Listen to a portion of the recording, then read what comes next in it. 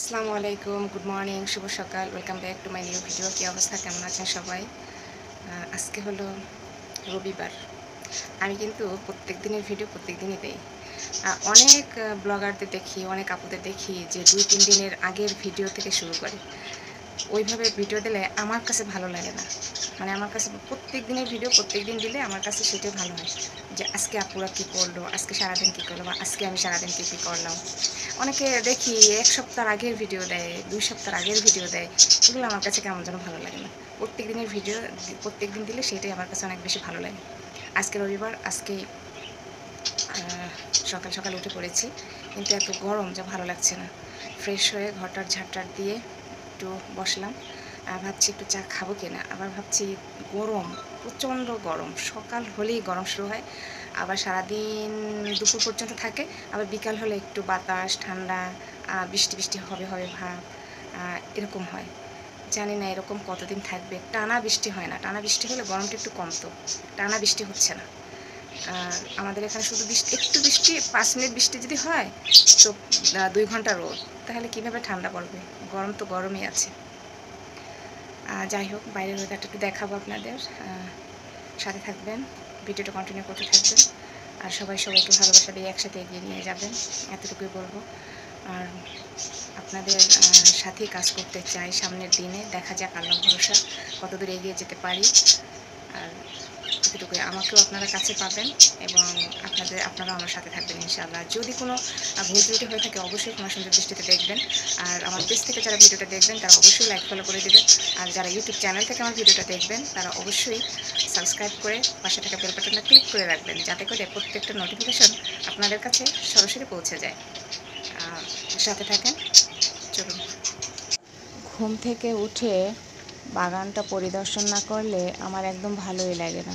যাই হোক, গাঁদা ফুল গাছ অনেকগুলো হয়েছে, ফুল হবে কবে জানি না। আর এখানে একটা গাছ, সুন্দরী গাছ, এটা একটু ঠিক করে নিলাম। এখানে নয়নতারা ফুটেছে, এই যে কটকটি ফুল আজকে অনেক ফুটেছে। সব কিন্তু আমার বাগানের ফুল, আমার কষ্ট করে। তারপরে আমি অনেক গাছ লাগিয়েছি। এই একটা নয়নতারা, সন্ধ্যা মালতী আছে। তারপরে এই ফুলটার নাম জানি না আমি।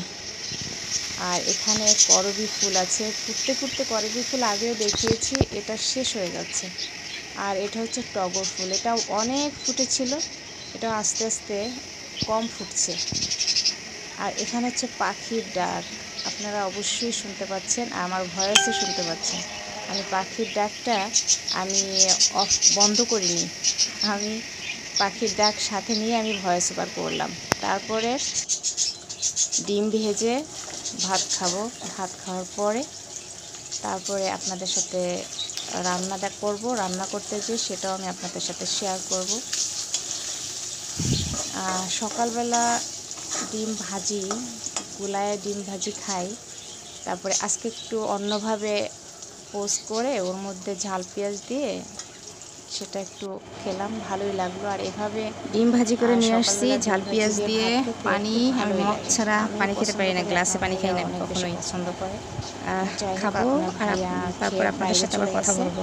ওকে, আমি এখন নিয়েছি, সবাই সাথে থাকবেন, ভিডিওটা কন্টিনিউ করতে থাকেন। পেট ঠান্ডা তো জগৎ ঠান্ডা, খায়ে তারপরে সকালবেলা ডিম ভাজি দিয়ে সবটাই শেয়ার করব। ভাত খেতে কিন্তু সেই মজা, যদি সকালবেলা ডিম ভাজি আর ভাত হয় তাহলে আর কিছুই লাগে না। যাই হোক, সবটাই শেয়ার করবো। আর আজকে রান্না করব হচ্ছে মুরগির গোশ আর হচ্ছে উস্তা ভাজি। মুরগির গোশটা বসিয়ে দিয়েছি, আজকে মাখিয়ে রান্না করব না, আজকে কষিয়ে রান্না করবো। আমার মা যেভাবে রান্না করতো, আমার মা কিন্তু কষিয়ে রান্না করেনি, মানে সরি, মাখিয়ে কখনোই রান্না করেনি, এভাবে কষিয়ে রান্না করতো। মশলা কষিয়ে আলুটা ভেজে রেখে তারপরে মশলা কষিয়ে তার মধ্যে গোশ দিয়ে তারপরে কষিয়ে ঝোল দিয়ে উঠিয়ে নিত। আর এপাশে উস্তা ভাজিও বসিয়ে দিয়েছি, আর এপাশে গোশ রান্নাটাও বসিয়ে দিয়েছি। যাই হোক, রান্নাটা সবই ভালো ছিল। আমি কিন্তু রেসিপি দেখাই না, কারণ রেসিপি সবাই কম বেশি আমার থেকে অনেক অনেক বেশি ভালোই পারে। আমি যেভাবে রান্না করি আমি সেটাই শেয়ার করি, কারণ আমি ডেইলি ব্লগ শেয়ার করি। তার মধ্যে তো রান্না, তারপরে কাজ সব ধরনেরই থাকবে টুকিটাকি, এজন্যই আমার রান্না দেখানো। কিন্তু আমি কিন্তু রান্না শিখাতে আসি না, যাই হোক, তারপরে রান্নাবান্নার পরে তারপরে একটা পার্সেল আসলো আমার। পার্সেলটা রিসিভ করতে গেলাম। পার্সেলটা কি আসছে সেটা এই ভিডিওতে দেখাবো না, নেক্সট ভিডিওতে অবশ্যই দেখাবো যে পার্সেলটা কি আমি অর্ডার করেছিলাম। অর্ডার অনেক দিন ধরেই করেছিলাম, নেওয়া হচ্ছিল না, একটু ব্যস্ততা ছিল তার জন্য, আর আজকে আপু পাঠিয়েই দিল। যাই হোক, নেক্সট ভিডিওতে কিন্তু দেখতে হবে যে আমি কি পার্সেল অর্ডার করলাম আর কেমন হয়েছে, অনলাইনে অর্ডার করে ঠকছি কি না। তাই আসলে অনলাইনে অর্ডার করলে আসলে অনেকেই ঠকে, আমিও ঠকেছি। আমি সেটাই আপনাদের সাথে শেয়ার করব আর কি। নেক্সট ভিডিওর জন্য অপেক্ষা করবেন। তারপরে সন্ধ্যার পরে চা কফি একটু খেয়ে নিলাম। আর আজকের টাইটেল থাম্বনেল দেখে অবশ্যই বুঝতে পারছেন যে সবাই সাবধান। অনলাইন থেকে যে কোনো জিনিস কিনতে গেলে অবশ্যই বুঝে শুনে তারপর অর্ডার করবেন, তারপরে নেবেন। আজকের মতো ভিডিওটা এ পর্যন্তই। সবাই ভালো থাকবেন, সুস্থ থাকবেন।